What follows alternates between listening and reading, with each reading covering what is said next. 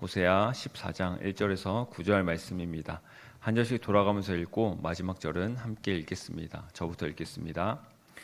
이스라엘아, 내 하나님 여호와께로 돌아오라.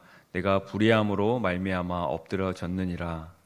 너는 말씀을 가지고 여호와께로 돌아와서 아뢰기를 모든 불의를 제거하시고 선한 바를 받으소서.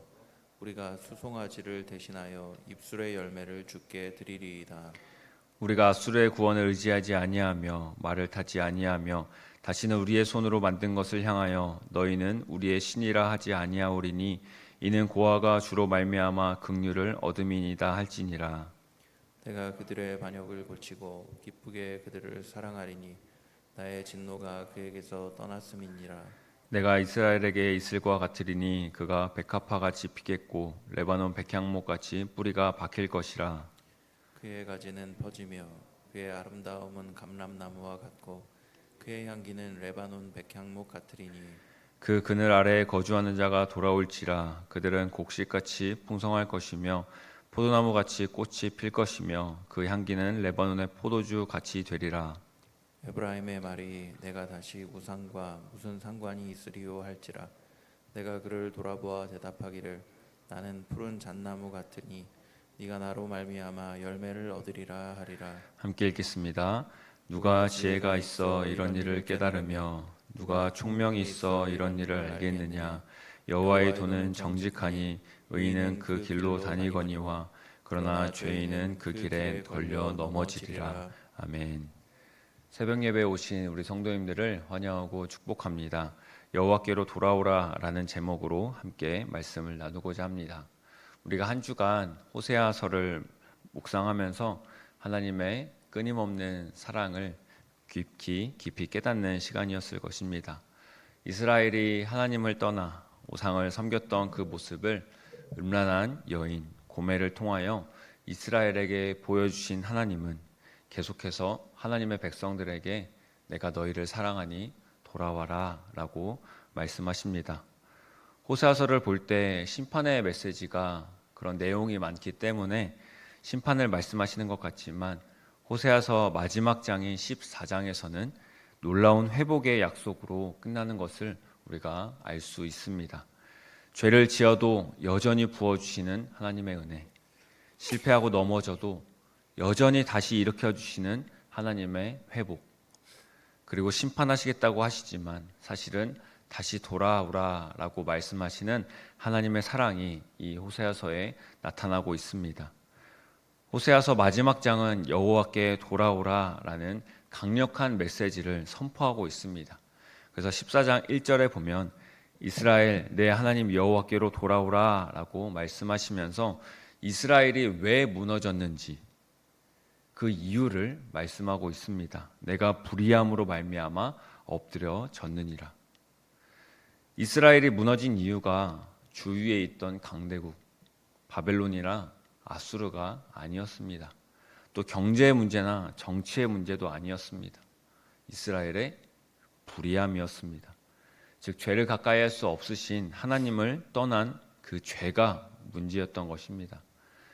하나님은 이스라엘의 죄악을 심판으로 선포하셨지만 그 심판은 영원한 심판, 완전히 끝나는 심판을 말씀하신 것이 아닙니다. 사랑으로 돌아오라라는 그 말씀이었습니다. 사랑하는 자녀에게 주는 징계이지 완전한 심판이 아니기 때문에 하나님은 다시 돌아오라고 말씀하시는 것입니다. 하나님은 죄인인 우리를 향해 등을 돌리지 않으십니다. 이스라엘이 하나님을 떠났고 또 우리도 여전히 하나님을 떠날 때가 있지만 하나님은 절대로 우리를 포기하지 않으신다라는 사실을 기억해야 합니다. 세상은 많은 것들로 하나님을 떠나도록 유혹하며 나아가고 있죠.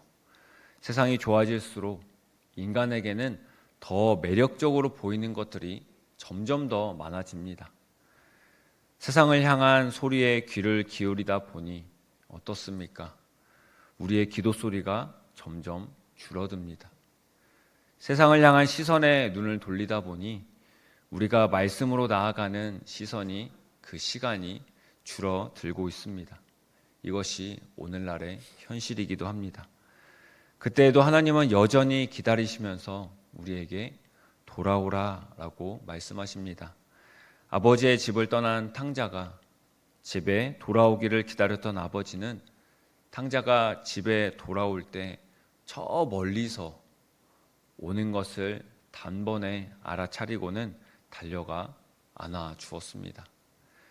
하나님은 지금도 돌아오는 자를 기다리고 계십니다. 신앙생활을 완벽하게 하는 사람은 그 누구도 없습니다. 그렇게 신앙생활의 핵심은요, 완벽함이 아닙니다. 바로 방향입니다. 넘어질 수도 있고요, 실패할 수도 있고, 또 여전히 죄를 지을 수 있습니다.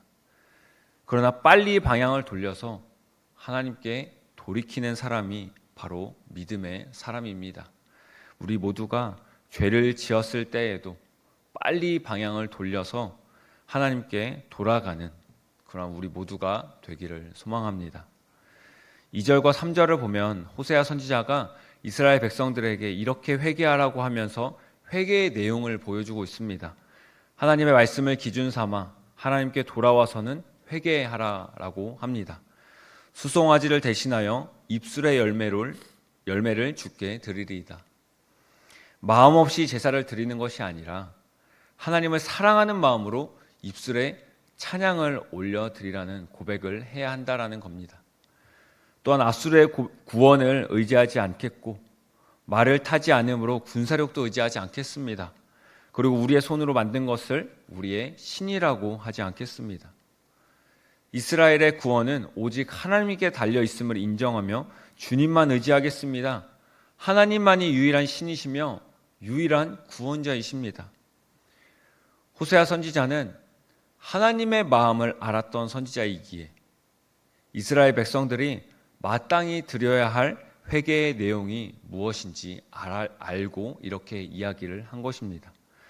이스라엘이 하나님께 드려야 할 것은 재물이나 어떤 인간의 노력이 아닙니다. 바로 우리의 마음입니다. 하나님은 우리의 마음, 우리의 중심을 원하시는 분이시기 때문입니다. 호세아서는 하나님과 인간의 관계를 신랑과 신부의 관계로 말씀하십니다. 부부 사이에서 정말 중요한 것이 무엇입니까? 돈 잘 벌어오는 것 중요하죠. 그런데 마음이 없는데 돈을 아무리 많이 벌어온들 가장 중요한 것은 서로를 사랑하는 마음이지 않겠습니까? 신랑 되신 예수님은 우리에게 사랑을 허락하셨고 내가 사랑하는 것처럼 너도 나를 사랑하라 라고 말씀하십니다. 하나님이 원하시는 것은요, 우리가 성공하고 돈을 많이 벌고 그렇게 잘 사는 것이 아니라 바로 하나님을 사랑하는 우리의 마음입니다. 그렇게 하나님께 돌아갈 때 하나님은 4절에 반역을 고친다라고 말씀하십니다. 용서하는 것으로 끝나는 것이 아니라 고장난 것을 고치는, 즉 이제 그 죄를 짓지 않도록 하나님께서 인도하시겠다라고 말씀하시는 겁니다. 우리는 죄 앞에 스스로 정죄하지만 하나님은 내가 고치겠다라고 말씀하십니다. 예수님께서 아픈 사람을 만나셨을 때마다 하신 일은요, 정죄가 아닌 치유 사역이었습니다. 예수님의 십자가는 죄인을 버리는 장소가 아니라 죄인을 고치는, 죄인을 살리는 그런 장소였습니다. 그렇게 우리도 예수님의 십자가 앞으로 나아가야 합니다. 우리의 상처, 우리의 죄책감, 우리의 실패, 무너진 관계를 하나님은 고치기를 원하시기 때문입니다. 하나님께 나아가 완전한 회복을 누리시기를 소망합니다. 하나님은 회복된 이스라엘의 모습을 5절에서 7절에서 보여주고 있습니다. 죄로 인하여 황폐했던 곳이 백합화 같이 피고 백향목같이 뿌리가 박히게 됩니다. 아름다움이 감람나무 같고 향기는 백향목 같게 됩니다. 신랑 되신 하나님이 그저 돌아오라고 기다리고 계신 것을 넘어서서요, 돌아올 때 우리에게 부어주실 것들을 이미 예비해 두고 계신다라는 것입니다. 하나님과의 관계가 회복되고 또 그 관계가 살아나면 열매는 자연스럽게 따라올 수밖에 없다라는 것이죠. 이미 하나님께서 우리에게 주실 것들을 모두 준비해 두셨기 때문입니다. 그리고 호세아 마지막 장 마지막 절인 14장 9절에서 누가 지혜가 있어 이런 일을 깨달으며 누가 총명이 있어 이런 일을 알겠냐라고 말씀하십니다. 진짜 지혜 그리고 진짜 총명이 무엇입니까? 많이 알고 많은 재정을 쌓아서 떵떵거리면서 살아가는 것, 그것이 지혜이고 총명이 아닙니다.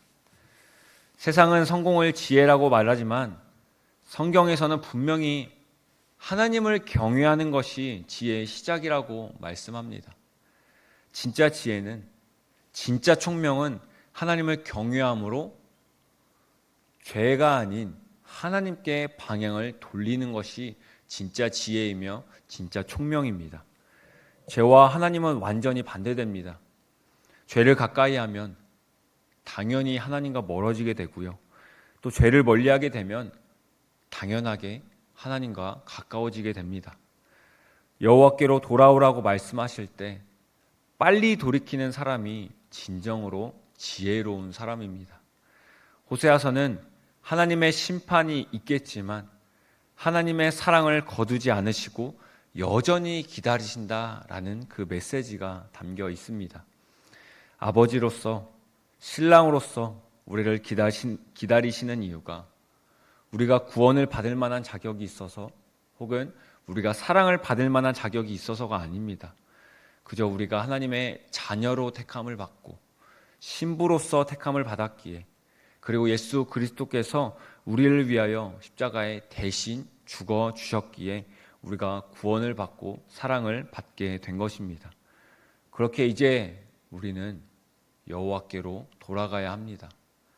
돌아오라고 말씀하신 하나님 앞에 우리가 하나님께 무엇을 드려야 기뻐할까라는 생각보다 사랑하는 관계 속에서 우리의 마음을 원하시는 하나님께 우리의 마음을 내어드릴 때, 우리의 마음을 하나님께 드릴 때 하나님은 기뻐 받으실 것입니다. 제사 대신 우리의 마음을 받으시기 원하시는 하나님, 다른 것을 의지하지 않고 오직 하나님만을 의지하기 원하시는 하나님, 그 하나님을 알아서 우리의 죄를 용서하시고 회복하시며 고치신 하나님께 돌이키시는 우리 모두가 되기를 소망합니다.